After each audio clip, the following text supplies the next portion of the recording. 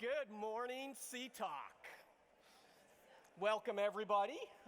Before we get started and talk about our small wins, big ROI, just want to ask for a round of applause for Todd and Seamus and John.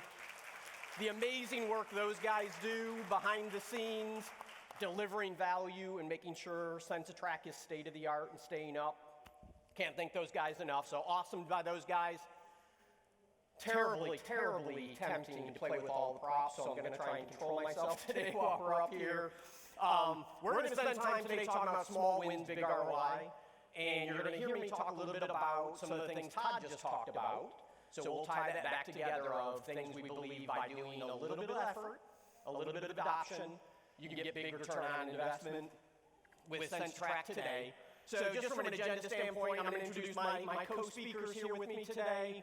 We're going to go through and focus today on instrument-level tracking, so traditional instrument-level tracking. You heard Todd talk about RFID and RTLS. This is what's available today and what you all have the ability to move to. We're going to talk about drivers, benefits, reporting, and then we're going to talk about the adoption of instrument-level tracking, which Doug and Anthony are going to help me cover. Before we go any farther, I just want to finish doing some introductions. So my name is Kelly Murray. I'm Director of National Accounts with Censis Technologies. On stage with me, we have Doug McGovern, who is a CensiTrac customer. Doug is at Renown Regional, Sterile Processing Manager. Over 100,000 instruments marked, Doug, is that right? I thought we might have a misprint there, is that right? That's right. That's right, wow. And 13,000 containers sterilized a month. So lots of volume, lots of movement, and lots of clinics and areas outside of sterile processing that you serve. Is that right, Doug? Absolutely. Yeah. Awesome. Welcome. Thank you for helping us today. Doug's going to be our how-to guy. He's going to walk you through how he adopted instrument-level tracking. Anthony's up here with us today, and he's going to focus. Anthony is our research and development manager at Censis Technologies, so Anthony's one of the Censis guys. He's going to talk about the actual marking of instruments and the various technologies that are available for that. So I'm going to have those guys step off while I do the intro slides, and then I'll invite them back up as we get into the how and why, or the how and what to mark. Moving forward again, we're going to focus on instrument-level tracking today. I'm going to start with just the drivers. So how did we get here? What led us to this? And for Censis, it started back in 2000. You heard Randy at the beginning of the sessions and intro openings that we launched in 1999. In the early 2000s, we introduced instrument-level tracking. CensiTrac has more instrument-level tracking customers than any of our competitors in the nation. In 2013, the FDA released the UDI recommendation. And for those that maybe haven't or aren't aware, I'm assuming most of you are, the UDI recommendation is an FDA recommendation that requires manufacturers to uniquely identify and mark surgical instruments, reusable surgical instruments. That started back in 2013. Today, in addition to that FDA recommendation that's starting to impact manufacturers, today we're all faced with some very common situations. Surgical instruments, I'm assuming you would agree, aren't getting any simpler.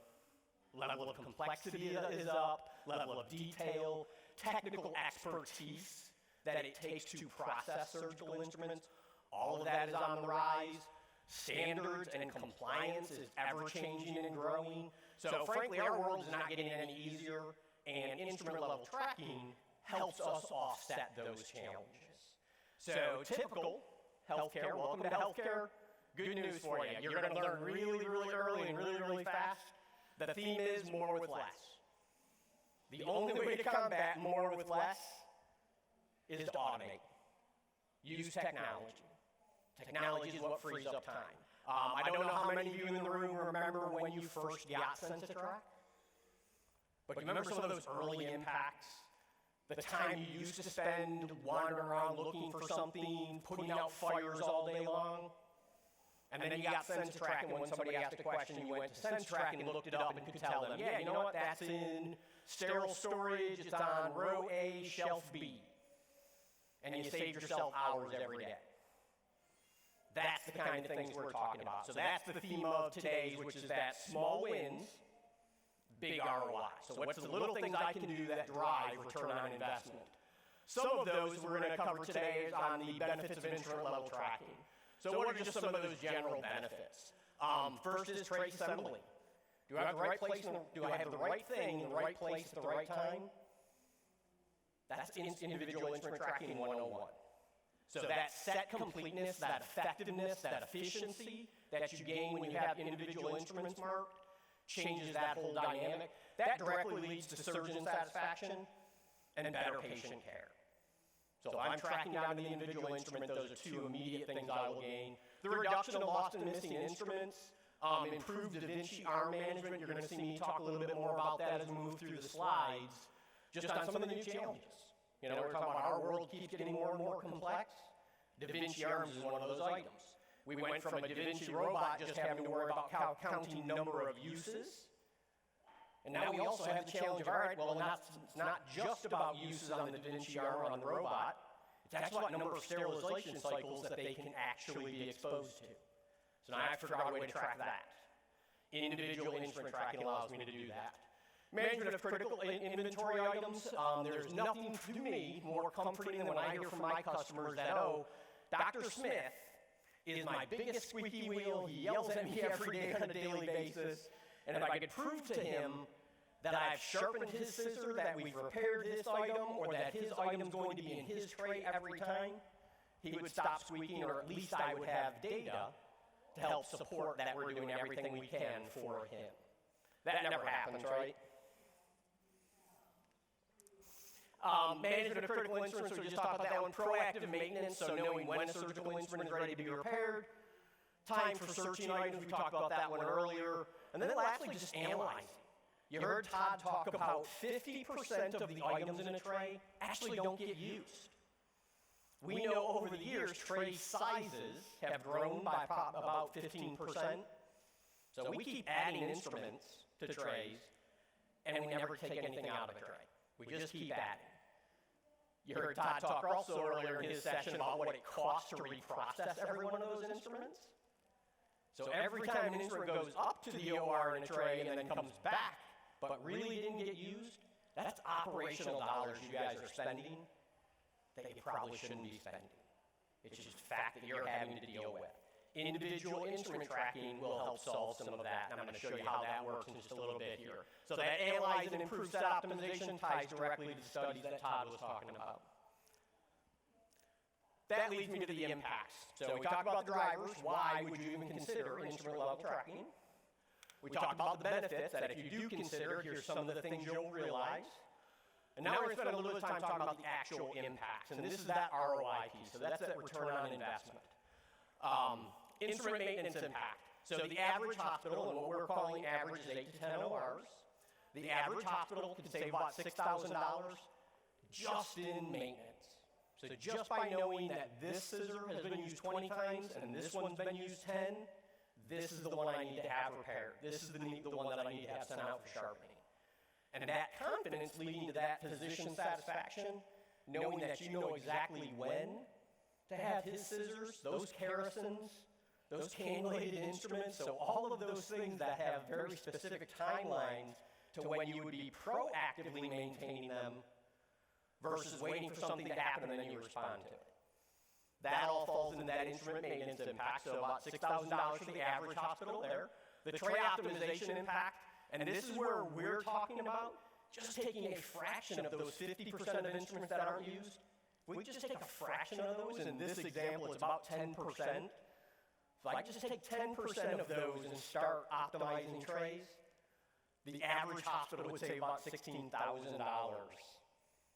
in just tray optimization.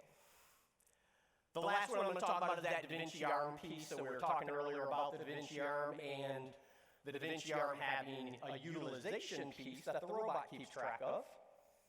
But now there's also this sterilization piece, that there's a sterilization limit on Da Vinci arms. Based on an analysis that we did earlier, and again, an average hospital, in this case we're defining an average hospital as about 6 cases a day and about 3 arms per case. If that's your environment, and we can save, again, just a fraction in ensuring that you're getting full utilization, You're getting better management of how many arms you need and when you need them. So better utilization data, because I'm tracking at the instrument level.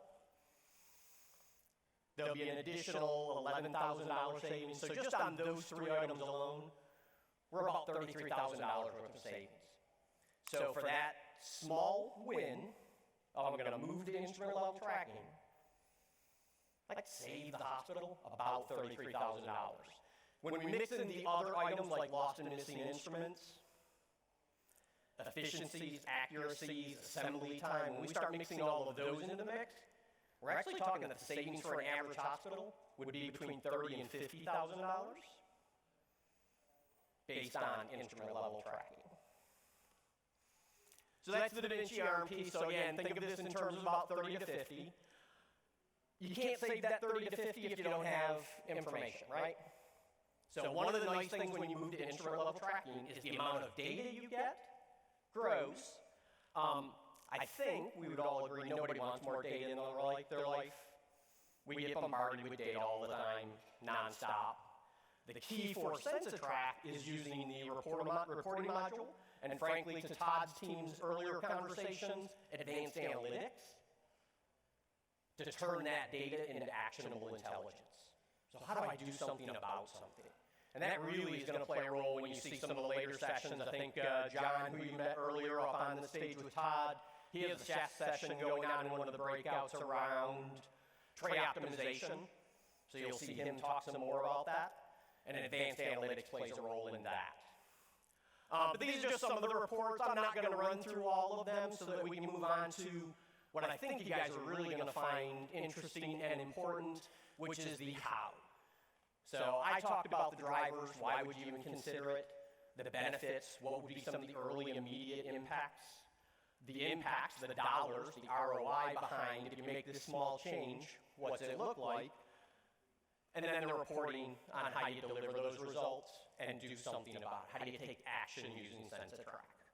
Which leads us to how to adopt instrument level tracking. And I know for me, when I talk to customers, especially customers going from manual to instrument level tracking, at times they feel overwhelmed. I don't know where to start. I don't know what to do. Do I have to mark all my instruments? What am I going to do? That's where we're really excited to have Doug McGovern join us right now. And Doug, having been through this, lived it, is going to walk you through how to adopt instrument level tracking and what he did to move through and change from tray level tracking to instrument. Doug, it's all yours. Now, like Kelly said, the reporting structure is there. We can see the benefits that we'll get from instrument level tracking, but how does it happen? And it's not an easy feat, especially depending on your inventory, of course. So I'm going to tell you a couple things we did to get moving with the instrument tracking. And the good thing, too, is now that a lot of manufacturers provide the UDI marks on their instruments, you don't have to make sure you mark every single thing because those will be on there. But not everything's there. So where do I start? Well, what I like to say is start with whatever means the most to you. Now, for me, that was our scopes, our cameras, our light cords, our power. That was another big one we wanted to start with. And then, of course, we managed a lot of off-site clinics. So I think we got about over 25 ambulatory centers that we support, whether it be med groups, doctors' offices. So that was another big push for us to move to this instrument level tracking. But I want to tell you a little story about a situation we had and how this instrument level tracking really helped us. So I was at our sister hospital, South Meadows, and we were just implementing everything there. At the regional campus where I'm from, we'd already had it for a long time. So I'm out there helping the staff learn how to use the sterilization module for all their loads, and I catch wind that they're in a case, and they're looking for this wrench. They're doing like a hardware removal. This 9mm wrench wasn't in the tray, wasn't indicated, it was missing. So once I heard about that, I logged on to our regional campus CensiTrac, and I was able to find a similar wrench that would work for them. Now, before I rushed that set over, I wanted to make sure it was actually in there. So I went into the detailed report. It was a Censis spine tray. And because that wrench was scanned in there, I was able to confirm, yep, it's going to be in this set. We got it over, no real delays, no patient harm. So it really saved us in that situation. and of course the peel packs. So like I said earlier, we got a lot of off-site clinics that we support. So having that instrument level tracking was very beneficial to be able to make sure we could maintain inventory for these off-site clinics, see what they were bringing, see what their utilizations were. And it did kind of help with the keeping track of what was missing and what's being utilized. Another big thing we wanted to take over was the scopes. So not only do these marks give you that 10-digit code, but they also let you track to the serial number. So being able to log those serial numbers in there along with the instrument mark number helped us better capture maintenance reports and of course tracking to the patient level, which is what we all want to do, right?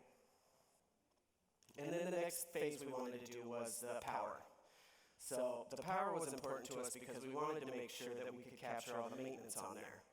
So being able to track to a specific handpiece was crucial to making sure that we were setting up preventative maintenance, getting the stuff out when it needed to. So the instrument level is very easy.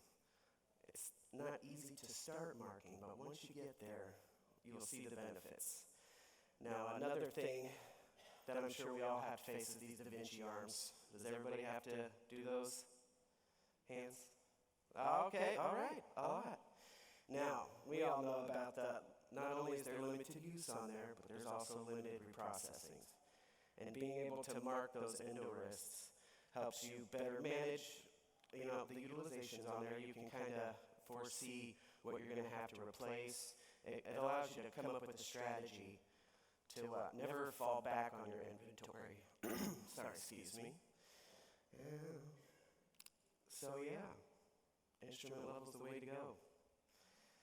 It is a little difficult at first, like I said, but once you get into the groove, you'll really start to see the benefits of that. Once we started with our expensive stuff, so that's where we want to start, like I said, the scopes, the power, then we started to move into our standard instrumentation. So we tried to start with our high-use stuff, kind of navigate with the schedule there, see where we could afford to pull that stuff out and start marking. And it's good to get a team together for it too. I had a team of about 3 or 4 people, and it was kind of hard at first because, we needed them on the floor, of course. But we were able to create a scenario where we could strategically mark these instruments and make sure we had everything back and available for the surgeons and the procedures. So it'll be hard at first, but once you get through it and you start to see the benefits of this marking, it's really beneficial and helpful for you guys. And I think now we'll hand it over to Anthony. Hello, thank you.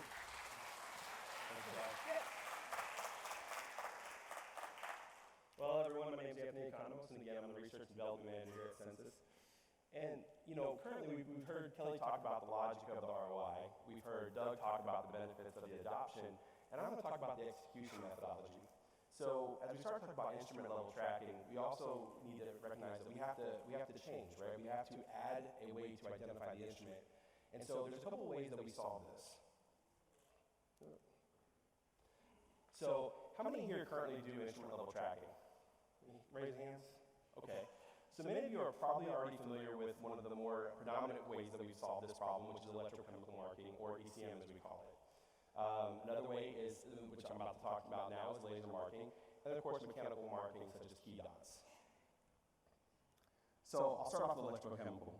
We lay out the ground plate, and you set your instrument on it, and we'll put a sheet in there and some electrolyte, and we'll actually mark the instrument. So there's a chemical etching process that takes place. It does no harm to the instrument, and it's a good permanent mark that lasts throughout it and provides contrast. Some of the negatives that you guys have probably already experienced is that, titaniums obviously doesn't mark plastics. There's a couple other things. But ultimately, it's a good process. It's a good budget-friendly solution to get your instruments marked. And we can come in, we can do that, or we can sell you guys the units that you guys can actually deploy yourselves and train your team up to actually use. Again, chemicals are non-toxic. You store them away. It's just electrolytes. It's a very good process, and we've been using it for years. Recently, though, we've had a desire to have higher contrast imaging from other instruments. Again, titaniums and things that we want to try and capture. Again, polymers or plastics that we want to try and make sure that we're marking, getting into peel packs. So we've had to start looking at what options are available in the market. And for the longest time, we weren't really happy with the choices. Key dots, as you guys already know, it's a small adhesive backed liner that is laser etched, already has the 2D data matrix already applied to it. So you guys can apply those. But the newest thing that we want to talk about, and really kind of the emphasis of what we're trying to push here, is the new laser marking. And so again, for years, you guys heard us talk about ECM and what that means for you guys. Well, I've spent the past year working towards, trying to find a good solution, and I think we found it. Right here, we're doing laser marking, and one of the great things about it is we're not actually going to etch the instrument. And again, I'll show you guys the next slide here. So that is not showing up properly. So when you do engraving, you're actually removing material from the surface of the instrument, and that's something that we don't want to do.